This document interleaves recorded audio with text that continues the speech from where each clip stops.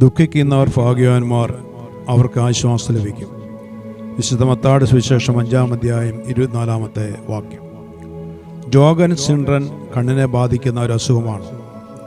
ഈ രോഗമുള്ളവരുടെ കണ്ണുനീർ ഗ്രന്ഥി പ്രവർത്തിക്കില്ല, അവർക്ക് കണ്ണുനീർ ഉണ്ടാവില്ല.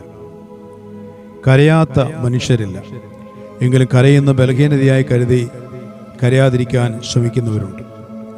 ദുഃഖം കൊണ്ട് കരയുന്നവരുണ്ട്, ദുഃഖം നടിച്ച് കള്ളുകണ്ണീർ വീഴ്ത്തുന്നവരുമുണ്ട്. അമിത സന്തോഷം ഉണ്ടാവുമ്പോഴും കരയുന്നവരുണ്ട്.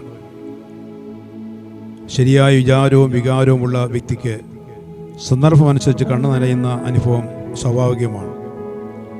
അത് മനസ്സിൻ്റെ കണ്ണാടിയാണ് മുഖമെങ്കിൽ ഹൃദയത്തിൻ്റെ പ്രതിഫലനമാണ് കണ്ണിൽ കാണുന്നത്. ഞാൻ കരയില്ല എന്ന് പറയുന്നത് ഒരിക്കലും ധീരതയല്ല. സങ്കടവും സന്തോഷവും ഹൃദയത്തെ ബാധിക്കുന്നതാകിയാൽ അങ്ങനെയുള്ള അവസരങ്ങളിൽ നമ്മുടെ കണ്ണുകൾ സ്വാഭാവികമായും പ്രതികരിക്കുക തന്നെ ചെയ്യും. അങ്ങനെ സംഭവിക്കുന്നില്ലെങ്കിൽ നിങ്ങളിൽ മുകളിൽ പറഞ്ഞ രോഗമുണ്ട്, അല്ലെങ്കിൽ ഭാവപ്രകടനങ്ങളിൽ കൃത്രിമത്വമുണ്ട്. ദുഃഖിക്കുന്നവർ ഭാഗ്യവാന്മാർ എന്നാണ് യേശു കർത്താവ് പറഞ്ഞത്. കാരണം അവർക്കാണ് ആശ്വാസം ലഭിക്കുന്നത്. ഭാരങ്ങളും പ്രയാസങ്ങളും മറ്റുള്ളവരുമായി പങ്കുവയ്ക്കുമ്പോൾ അത് മനസ്സിൻ്റെ ഭാരം കുറയ്ക്കും എന്നതിന് സംശയമില്ല. എന്നാൽ ദുരഭിമാനം പലപ്പോഴും അത് അനുവദിക്കുന്നില്ല. അതിൻ്റെ ഫലമോ നീറിപ്പോയുന്ന മനസ്സു മാത്രം. ഒന്നിലും സന്തോഷമില്ല, എപ്പോഴും വിഷാദഭാവം, ധൈര്യക്കുറവ്, ക്ഷീണം, അങ്ങനെ പലതും സംഭവിക്കുന്നു. നേരെ മറിച്ച മനോഭാരങ്ങൾ ഇറക്കി വയ്ക്കുമ്പോൾ സമാധാനം കൈവരുന്നു. സന്തോഷവും ഇതുപോലെ തന്നെയാണ്. നാം ശരിക്കും നമ്മെ മനസ്സിലാക്കുന്നവരുമായി നമ്മുടെ ഹൃദയാവസ്ഥ പങ്കുവയ്ക്കുമ്പോഴാണ് ശരിയായ സന്തോഷം നമുക്ക് ലഭിക്കുന്നത്. ഹൃദയത്തെ തട്ടിയ സന്തോഷവും സങ്കടവും വരുമ്പോൾ തീർച്ചയായും നമ്മുടെ കണ്ണ് നിറയും.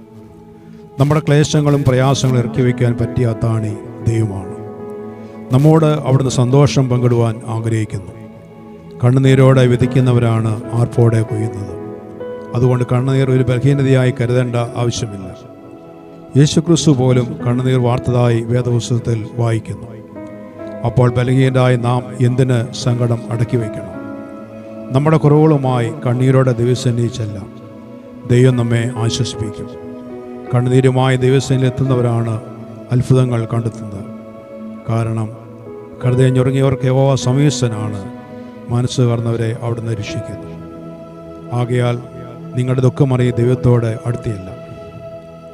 ഉള്ളു തുറന്നൊന്ന് സംസാരിക്കുവാൻ, ഹൃദയത്തിൽ വിങ്ങുന്ന അനുഭവങ്ങൾ ഒന്ന് പങ്കുവയ്ക്കുവാൻ തീവ്രമായി ആഗ്രഹിക്കുന്ന അനേകരുണ്ട്.